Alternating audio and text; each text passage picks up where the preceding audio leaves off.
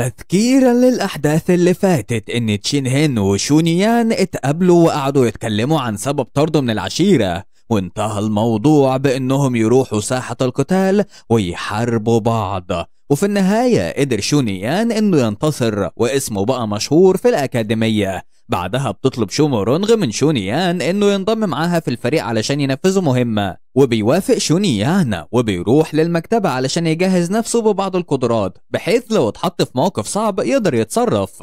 وأخيرا بيتقابل شونيان مع أفراد فريق فينج شو وبيبدأوا يتعرفوا على بعض وبينطلقوا في مهمتهم، ولكن بيقابلهم بعض المخاطر زي هجوم نمر الرياح الأسود عليهم، وبعد كده بدأت أسهم تنطلق عليهم من الغابة. وبعد 3 أيام بيحصل مواجهة بين فريق فينج شو وبين أفراد العصابة. وقبل ما نكمل حكايتنا خلونا نصلي على أشرف خلق الله سيدنا محمد عليه أفضل الصلاة والسلام، ويلا بينا نكمل. بينطلق شونيان ناحية رمي الأسهم وبيتفاجئ شومورونغ من قوته وسرعته العالية وقدرة استيعابه. وعلى الجانب الآخر الفريق بيقاتل العصابة وبيقول لهم قائد العصابة كل اللي بتعملوه ده من غير فايدة، بمجرد ما أخويا المقاتل في مرحلة النجوم 3 نجوم يقتل الطفل ده وينضم لنا في قتالنا فإحنا هنسحقكم. بيتفاجئ أفراد الفريق وبيترحموا مبدئيا على شونيان وبيقول له تايا هو أنت خايفة دلوقتي؟ ما تقلقيش يا حبيبتي، أنا مش هقتلك طالما هتنفذي أوامري فأنا هضمن سلامتك. وبيقول لهم الأخ الأكبر بسخرية اعتمادا على قوتكم انتوا فاكرين ان القتال ده هيستمر كتير؟ قريب لما يوصل اخويا زيغانغ وينضم لنا هتكون فرصتكم 0. بيظهر شونيان وفي ايده دماغ زيغانغ وبيقول انا اسف بس اخوك مش هيقدر يجي. بيتفاجئ افراد العصابة وبيتعصب لوتاي وبيقول انت ازاي تتجرأ وتقتل اخويا؟ انت بقيت في عداد الموتى دلوقتي. وبيهجم كل من لوتاي وشونيان على بعض، وانتهى التصادم ده بفوز شونيان وقطع راس لوتاي زي اخوه. وهنا بقى اللي بيتفاجئ هم افراد الفريق لانهم عارفين كويس قوة الشخص اللي لسه ميت من ضربة واحدة ده. المهم بيقول شونيان للاخ الكبير يلا قول لي اللي بعتكم ورانا.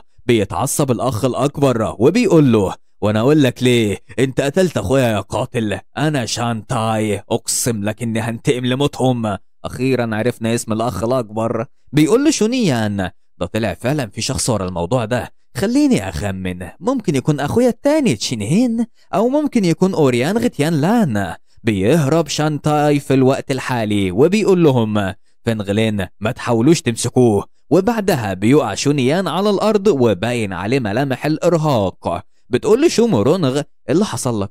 هو انت مصاب في اي مكان؟ قال لها شونيان انا كويس، انا بس تعبان لاني بلغت في استخدام طاقتي الروحيه، هكون كويس بعد ما ارتاح شويه. ومن بعيد بيبص له القائد فنغلين وواضح انه مش ناوي على خير من اللحظه دي. المهم ان القائد فنغلين بيقول له شكرا ليك يا شونيان، لولا وجودك معانا كان زماننا ميتين هنا كلنا. قال له شونيان انت بتمدحني كتير يا قائد، بصفتي عضو معاكم في الفريق من الطبيعي اني اساعدكم.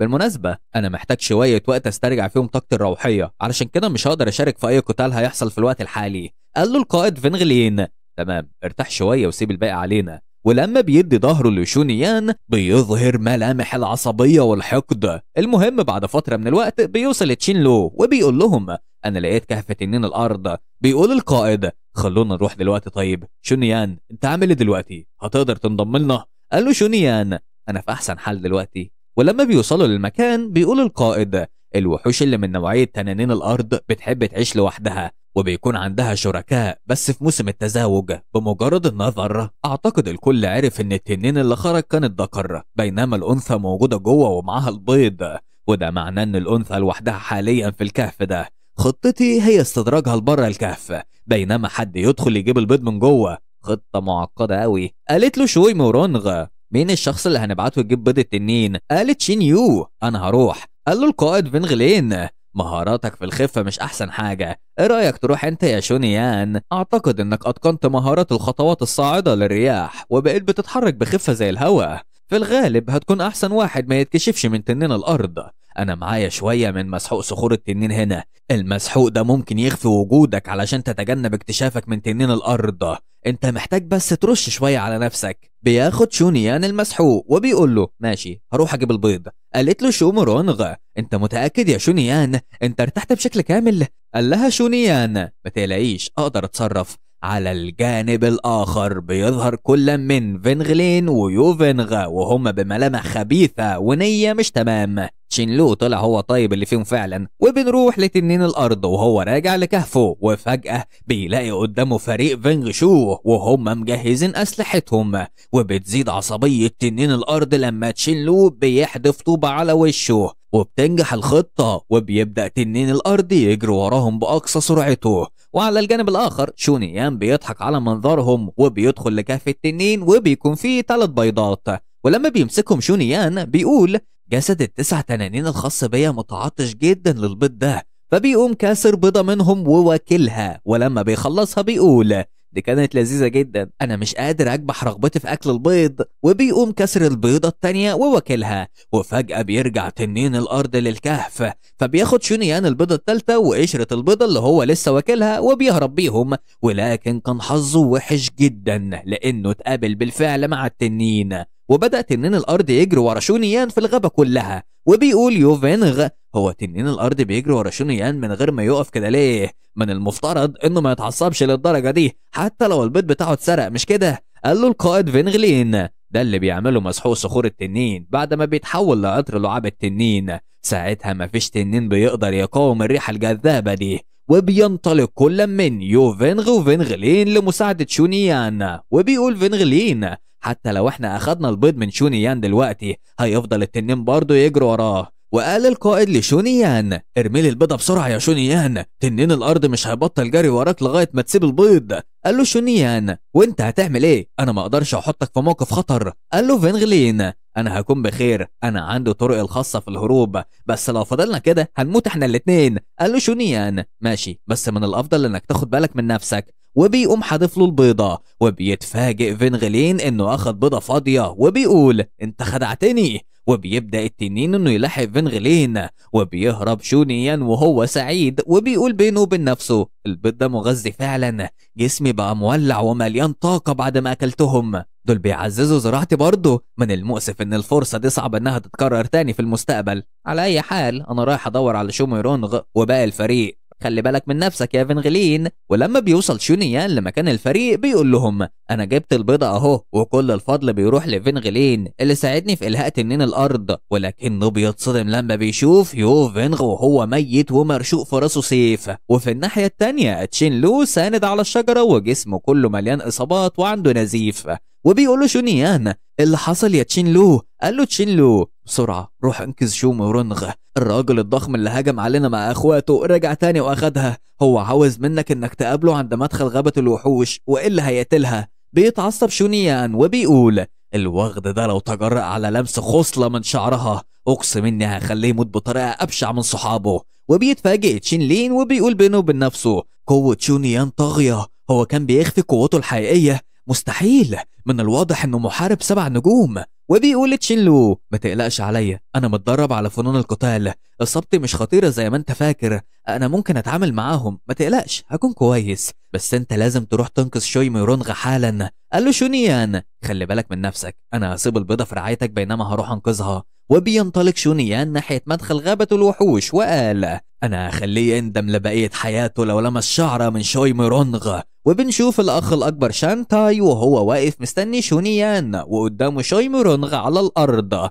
وايديها متقيدة بالحبل. وبتقول له شوميرونغ انت بتضيع وقتك على الفاضي شونيان مش هيجي. قال لها شانتاي وانت ازاي عرفت ده؟ بالنظر للطريقة اللي وقف بها السهم من عليكي من الواضح جدا انه مهتم بيكي. ازاي ممكن يستحمل ان بنت جميلة زيك تبقى مقيدة تحت ايدي؟ بتقول شوميرونغ بينها وبين نفسها هو بيهتم بيا فعلا؟ هو هيجي ينقذني؟ كان ممكن يكون عندنا فرصة لو الشخص ده شونيان شخص موهوب مع امكانيات مبهرة ده لسه قدامه طريق طويل اكيد مش هيضيع مستقبله ويموت هنا بسببي. قطع حبل افكارها كلام شانتاي وهو بيقول شكلك كده بتمتلك بعض المشاعر تجاه الولد ده مش كده؟ لو في حاجة بينكم اعتقد ان نفسيته هتتحطم لو شافني وانا بدمر براءتك. يغتصبها يعني. وكمل كلامه وقال انا متأكد انك هتبقي جميلة وانت بتعيطي. وبدأ يحاول يدمر براءتها وهي بتقاومه. وأخيرا حبيب القلب شونيان وصل وبيقوم مخرج سيفه وبيهجم على شانتاي، ولكن بيقدر شانتاي انه يصد الهجوم باستخدام سلاحه. وما زال شونيان مستمر في الهجوم على شانتاي وللأفضلية. وبعد فترة من الهجوم المتواصل بيبدأ شونيان يفقد طاقته وبيقول له شانتاي حركاتك في مبارزة السيف جامدة ولكنها للأسف مش مميتة بما فيه الكفاية. هو انت خلصت طاقتك الروحية كلها؟ بتصرخ شوي ميرونغ وبتقول اهرب يا شونيان اهرب، انت مش بقوته. اتعصب شانتاي وقال لها يهرب بعد ما قتل اخواتي؟ ده هيموت النهارده اكيد. قال له شونيان انت بتوهم نفسك انك عاوز تقتلني بينما اخواتك ما كانوش في مستوايا، من الطبيعي انهم يستحقوا الموت. بيتعصب شانتاي وبيقول له اخرس انا هقتلك، وبيقوم هاجم عليه باستخدام السلاح. ولكن شونيان بيحدف عليه سيفه وبيقوم ماسك فأس شانتاي من تحت راسها وقام ضرب شانتاي ضربة جامدة وطيره. بيقول شانتاي هو انت بتتدرب على فنون القتال؟ قال له شونيان مفاجأة مش كده، مهاراتي في فنون القتال بتتفوق على زرعتي الروحية. ظهورك النهاردة اثبت لي ان كان عندي حق في اخفاء قوتي الحقيقية. انا هديك فرصة واحدة اخيرة، قول لي مين بعتك وهرحمك من موتة طويلة مؤلمة. بيتعصب شانتاي وبيقوم من على الأرض وبيهجم بقبضته على شونيان، ولكن في لمح البصر بيصد شونيان ضربة شانتاي وبيقوم ضربه على دماغه خلاه يقع على الأرض ميت. وبتقول شوي ميرونغ بينها وبين نفسها هو ازاي بيمتلك قوة هائلة للدرجة دي؟ وقال شونيان انت كويسة؟ حد أذاكي؟ قالت له أنا كويسة. قال لها أرجوك ساعديني في إخفاء قوتي الحقيقية وما تقوليش لحد على الفنون القتالية السرية، دي الطريقة الوحيدة اللي بحمي بيها نفسي. قالت له شو ميرونغ ماشي، بس انت ازاي قدرت تخلي زراعتك في الفنون القتالية هايلة كده؟ ده حتى الأشخاص في مستوى النجوم الأربع نجوم مش هيقدروا يجابهوا مستواك. قال لها شونيان انت بتبالغي جدا، قوتي بالعافية في مستوى النجوم 4 نجوم، أنا قدرت أفوز على الشخص ده بس لأني فاجئته مش أكتر، لكن لو ده كان قتال عادل مبني على القوة بس كان زماني ميت مكانه. المهم دلوقتي إن تشين لو متصاب إصابة خطيرة، لازم نروح له في أسرع وقت ممكن. وفجأة بتصرخ شوي ميرونغ وبتقول له خلي بالك، ولكن لأنه كان أبطأ من إنه يستوعب الهجمة دي فشوي ميرونغ حطت جسمها قدامه وأخدت هي الضربة بداله، وبيمسكها شونيان قبل ما تقع على الأرض وقال لها وهو بيترعب من الخوف شوي ميرونغ انت ليه؟ قالت له انت أنقذت حياتي قبل كده، ما قدرتش أشوفك بعد ده كله وانت ميت مكاني. بيظهر أويان غتيان لان وهو عمال يسقف لها وقال المشهد الدرامي ده أنا ما توقعتش أبدا إن حثالة زيك ممكن يخطف قلب بنت جميلة، حتى المركز الثالث في مسابقة الجمال مستعدة تضحي بحياتها علشانك. بيتعصب شونيان ولسه هيرد عليه، ولكن فجأة شوي ميرونغ بدأت تلفظ أنفاسها الأخيرة. قال لها شونيان انت مش لازم تموتي دلوقتي يا شوي ميرونغ، انا انقذت حياتك السنة اللي فاتت، انت لسه مدينة ليا بحياة، ما تقدريش تموتي هنا دلوقتي. قالت له شوي ميرونغ طلعت انت منقذي، السما كانت كريمة معايا، السما ادتني الفرصة اني اقابلك قبل ما تنفس نفس الاخير، حبي الحقيقي انا هرجع لك ده. وبتديله القلادة الخاصة بيه، ودي كانت اخر كلمات لشوي ميرونغ. بياخد شونيان منها القلادة وبيحطها في جيبه وهو في قمة غضبه ودموعه في كل حتة. بيهجم شونيان بكل قوته على أويان غتيان لان، ولكن الشخص اللي جنبه بيضرب شونيان في بطنه وبيقوم ماسك دماغه ورزعها جامد في الأرض. بيضحك أويان غتيان لان بسخرية وبيقول انت عايز تقتلني انا يا شونيان؟ انا هديك نصيحة، استسلم. بيحس الراجل العجوز بحاجة غريبة ولكنه بيفضل ساكت، وبيقول أويان غتيان لان جدي الثالث يبقى متدرب في مرحلة القمر نجمة واحدة، مش مهم ايه هي قدراتك، انت مش هتقدر تواجهه ابدا، انت محكوم عليك بالفشل. قال شونيان بينه وبين نفسه وهو مفروش على الأرض مرحلة القمر نجمة واحدة وإيه اللي فيها يعني؟ وبيقوم قايم من على الأرض وبتظهر له هالة جديدة مختلفة عن قوته اللي فاتت، وبيقول أنا هقتلك يا أويان غتيان لان. قال أويان غتيان لان اقتله يا جدي التالت، عيلتنا عيلة أويانغ مش عيلة عادية علشان عيل حقير زي ده يتكلم علينا. قال له الجد التالت أنا هخليه يدوق طعم ضربة كف اللهب الخاص بيا قبل ما يموت. وبتبدأ الهالة الغريبة الخاصة بشونيان في إنها تزداد وتتوحش أكتر، وبيبقى الحاجة الوحيدة المسيطرة على دماغ شونيان هي فكرة القتل وسفك الدم. المهم بيهجم شونيان على الجد الثالث في بطنه بقوته الجديدة، والمفاجأة هي إن الجد الثالث طار من قوة الضربة. ولكن شونيان مش بيقف على كده، لا ده بيقوم ماسك رجل الجد الثالث وهو في الهوا وبيقوم رازعه على الأرض، وبدأ يضرب فيه يمين وشمال وفوق وتحت وفي كل حتة لغاية ما الجد الثالث وشه اتخرشم خالص. بيدخل الخوف في قلب أويان غتيان لان، وبيقول بينه وبين نفسه هو شونيان قدر يقتل متدرب في مرحلة القمر نجمة واحدة؟ بيقول أويان غتيان لان وجسمه بيرتعد من الخوف. انت ما تقدرش تقتلني يا شونيان، عيلتي مش هتسيبك في حالك لو عملت كده. بيقرب منه شونيان في هيئته الجديدة، فبيخاف أويان غتيان لان أكتر وبيقول له أنا بترجاك أرجوك ما تقتلنيش أرجوك. ولكن زي ما قلنا الفكرة الوحيدة المسيطرة على دماغ شونيان هي القتل وسفك الدم، وبالفعل بتلويحة بسيطة من إيده بيقوم قاطع رقبة أويان غتيان لان. وأخيرا بيفوق شونيان من التحول اللي كان فيه وهو بيتساءل عن الحاجات اللي حصلت. قالت له سيدة عجوزة واقفة وراه الأرواح الشريرة سيطرت على جسمك. قال لها شونيان انت بتحاولي تعملي ايه يا سيدة العجوزة؟ قالت له انا بنقذ حياة الآنسة دي، لو مش عايزها تموت ما تقاطعنيش. وبالفعل بتكون العجوزة شايلة شوي مورونغ بقوتها الغريبة وبتحاول تعالجها. بيقول لها شونيان وهو سعيد جدا هو انت بتقولي فعلا ان حياتها ممكن ترجع؟